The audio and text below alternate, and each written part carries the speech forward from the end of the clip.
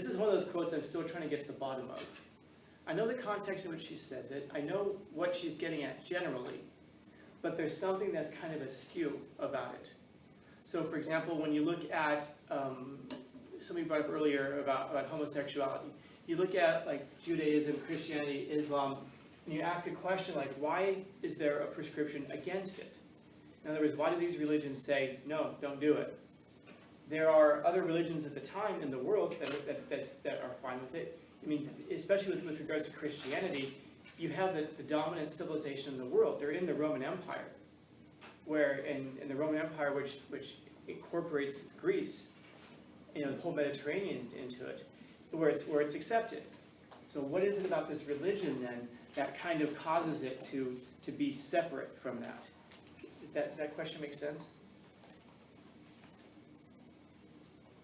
Is anyone paying attention? Say it again. Say it again. One time. I guess no one's paying attention. I'm kind of spinning my wheels. Well, kind of weird. That was just like confusing. So you've got this civilization, the Roman, whatever, just Roman Empire. Okay?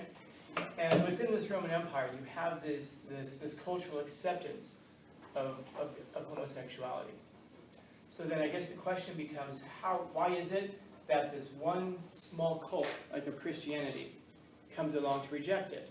In other words, if it's developed within a culture that accepts it, how is it that this one religion somewhere just said, actually, religion would be down here.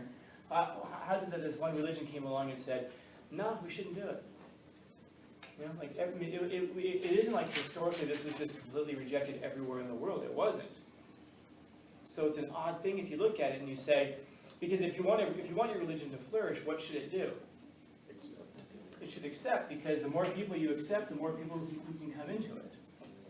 And yet religions don't do that. Religions tend to actually make things harder for people. It's like, for example, I don't know if any of you guys know, if you want to convert to Judaism, the first step that the first step that you do is you go to a rabbi and you ask a rabbi to help you convert. And then the rabbi says, no, and he walks away from you. Then you have to go back later and ask a rabbi again. I want to join Judaism. And the rabbi says, no, we're not accepting new Jews. And he walks away. It isn't until you ask for a third time that then you're finally allowed to start taking courses and learning about it. They're exclusive for a reason. I mean, this is the lesson that Facebook takes from it. You guys know how Facebook started? You know how Facebook started? It was, so initially in order to get onto Facebook, you had to know somebody who's already on Facebook. And you had to get an invite. So let's say, for example, I was on Facebook. I was allowed 5 invites. I could invite 5 friends, and that was it. It was exclusive. So people were like going to their friends, like, dude, you're on Facebook? Yeah, dude, let me get one of your invites. And people were like, I don't know, man. I've only got 5. It was a very exclusive thing. And people were like arguing and fighting to get onto Facebook. I have a Facebook account that goes back to then, because I knew somebody who was on it, and they asked me if I wanted to join it, and I didn't really know much about what it was. It was like brand new. It was still called The Facebook at the time. And I was like, yeah, why not? What is it? And then he told me, my profile is still up there, so I never even uploaded a picture to it. It's just like a dead profile. And so it was exclusive. People wanted to be a part of it because of that. So now you start to ask yourself, like, how is it that these things can start to manifest within a civilization, within a culture? So you look at what's going on in Rome at the time. If there are already religions that exist in Rome at the time. And so if you want to join a religion, you just have to kind of walk out there and just go, all right, which one do I pick from? And there are all kinds of them. You could join the Mithriatic cults, which are also very exclusive and similar in tone in some ways to Christianity. There were offshoots of Judaism that you could join. You could join the state religion, which they worship the emperor, and they have, and that was a pretty good deal. They have the Bacchanalia and the Saturnalia twice a year. So those are just like huge, massive banquets and orgy celebrations. So if you wanted to exercise all of those things, there were religions to join to do that. So what is it about this one religion that kind of comes along and says, nah, you really shouldn't do that. Can't do that. In other words, it almost seems like, and by the way, if any of you guys, I don't know if any of you guys are Christians or Catholics, but it's harder than even just that. In other words, in most religions, it's like, sorry, I'm still working this out. So let's say, what would be a rule that's associated with Christianity? What can you not do? Do what? Be gay. Okay, so for example, Why can you, and why can you not be gay? Says so. Why? Said.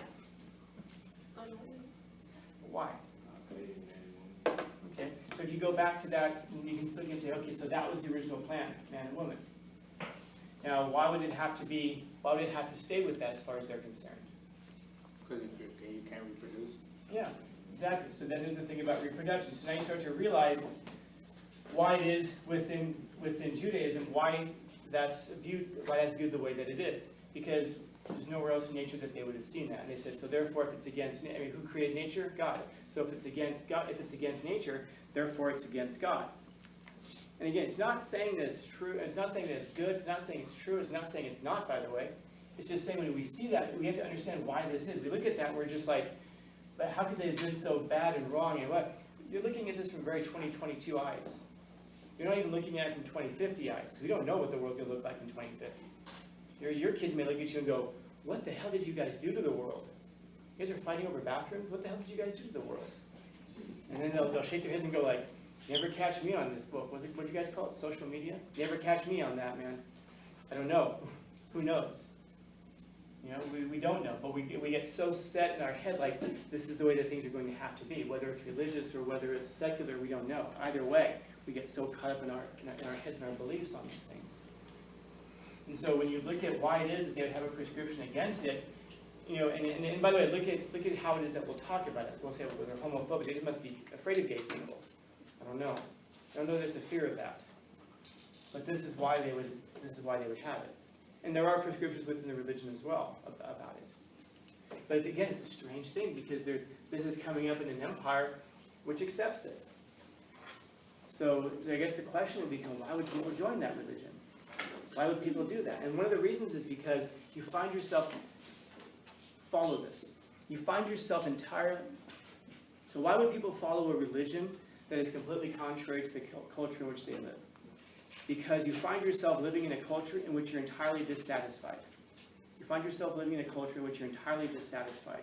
Things aren't going your way. You're not getting ahead. Things just kind of seem off.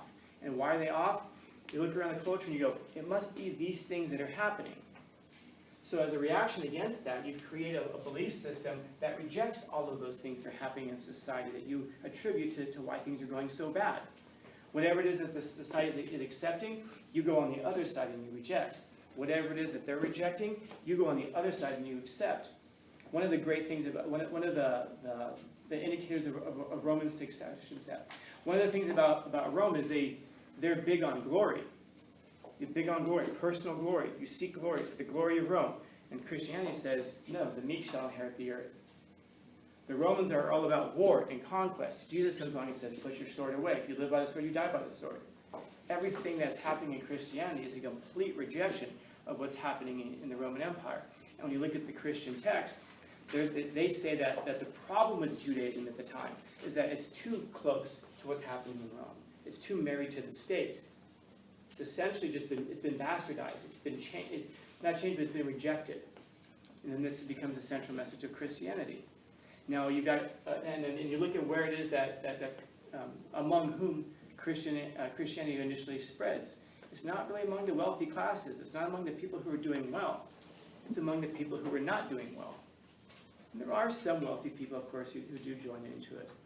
But they join it out almost as like a rejection of what's happening around them. They see the world going to hell, like metaphorically, I guess, or literally, whatever.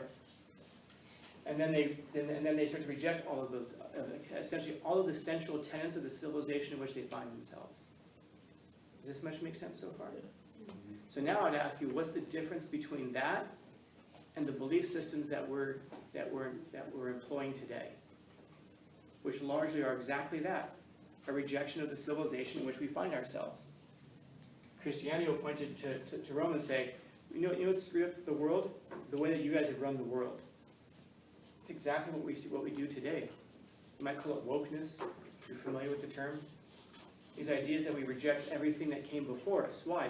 Because it isn't giving rise among the wealthy classes. It's giving rise mostly among people who are dissatisfied young people who can't, like we hear this thing about You know, we did you'll hear young people say, well, I did everything when I was supposed to do it. I went to school, I went to college, I got out, and there were no jobs. Who told you that you were supposed to do that? And why did you listen? You know? But there's an overarching, and by the way, it isn't to say that nobody did. It's a way of saying that there's an overarching cultural structure to our country where we do send that message. Go and do things right, and right looks like this. And then at the end of that, when you do things right, there's nothing for you. It's easy to sit there and go, you know why? Because the whole thing has been corrupted.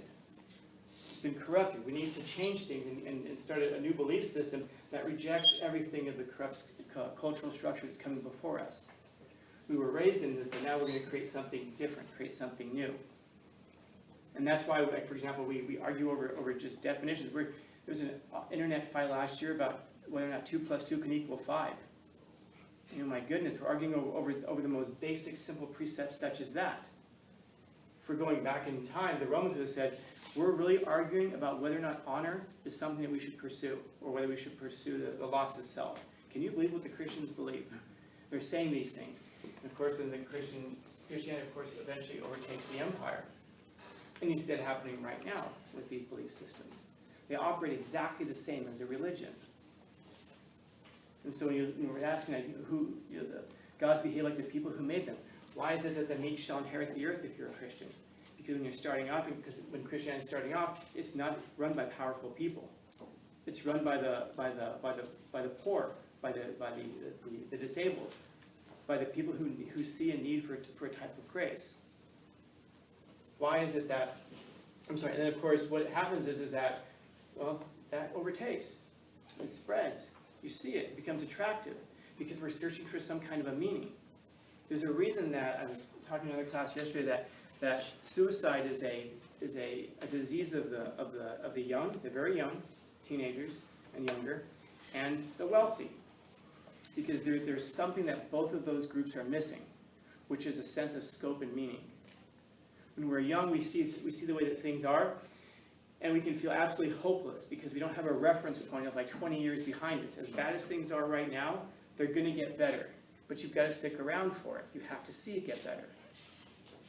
And then with the wealthy, they get, oftentimes they'll get through a whole life of achievement and accumulation and power and success and look at it and go, what am I missing? I still feel empty inside. There's still something I'm missing inside. And it's because people can be so singularly focused on those accolades of others, the adoration of others. This is why we see suicide among the very young and among the very wealthy. Because it's a lack of meaning and purpose and understanding of the scope of our, the absolutely fascinating reality of our existence. We miss this. And this is one of the things that religions will promise.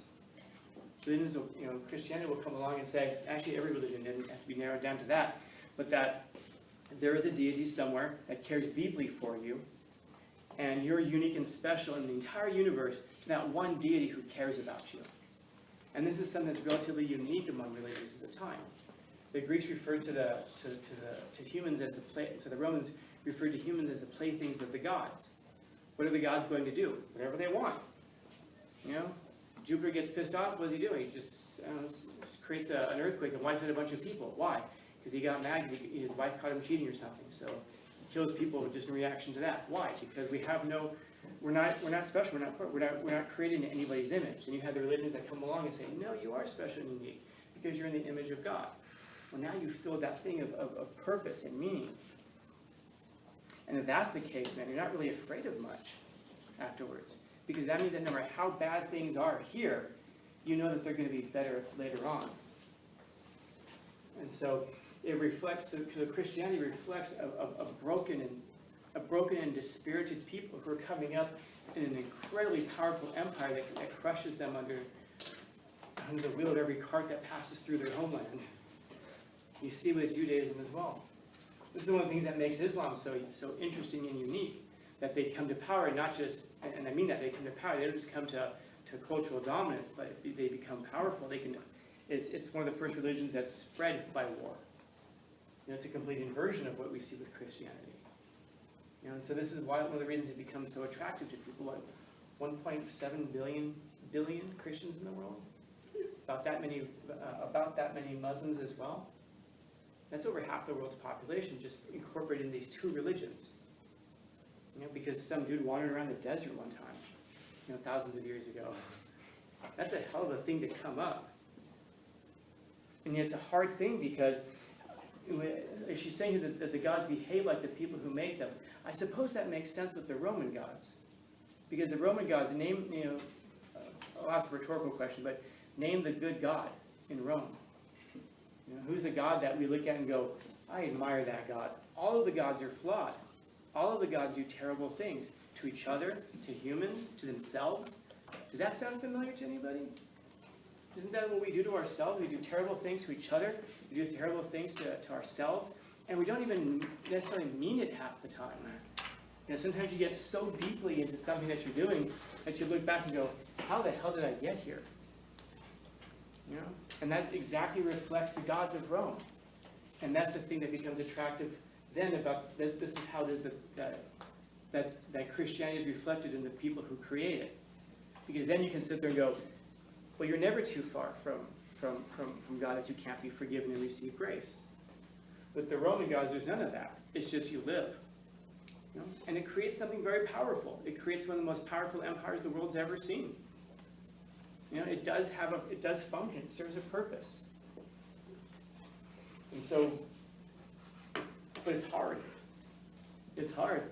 Like you look at Judaism and there's a bunch of things like, even if you are gay, don't be gay. In other words, don't do gay stuff. Like soccer. No, don't do gay stuff. I said what I said. But Christianity comes along and says, oh, by the way, it isn't just what you do, it's what you think. And Jesus says that if you even think about, if you've ever been angry with somebody, you've committed murder in your heart. So you're a murderer in your heart. Anybody here not been angry before? He says if you ever look at somebody and you have lustful thoughts about them, you've committed adultery. You've had sex in your mind outside of wedlock towards them. So therefore, it's not just what you do, it's what you think also. And now you start to see when all of a sudden now that pretty much crushes everybody, but in a different way from the way the empire crushed. The empire crushed with power, strength. Christianity crushes with conscience. Islam crushes with both. Judaism tries to stay the hell out of the way with all of it.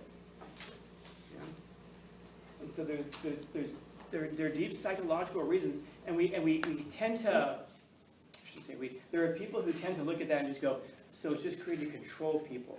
Yeah, for people to control themselves, for people to try to control their understanding of their own place in this massive universe. But at any second, something can come flying out of the sky and wipe us all out. We have an article coming up about that too.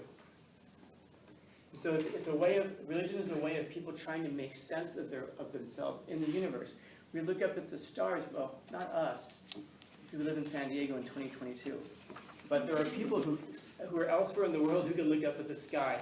And you ever look at the stars and you're like, how the hell is that a horse? How the hell is that supposed to be a lion? Well, it's interesting because people from cultures all over the world find the exact same shapes up there, having never interacted with each other.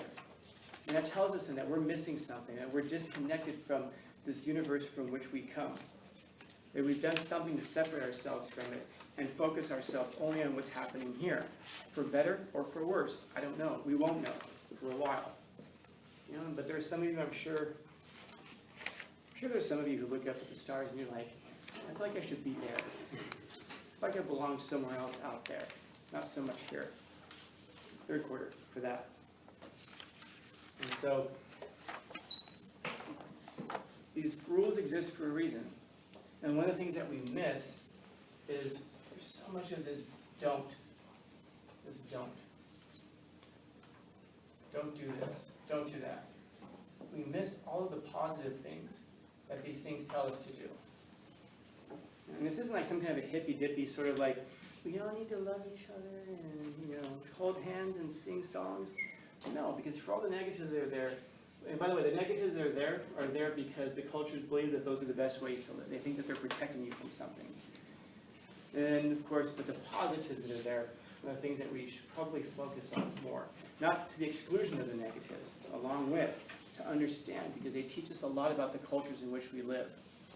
So that being the case, I suppose we can ask the way that we think about religion today, and what that might say about the culture in which we find ourselves and we're living in today. Maybe another time. Questions, comments, concerns, complaints, criticisms, critiques? Anybody confused? No? No honest people in the room, huh? You know you're not supposed to lie, right?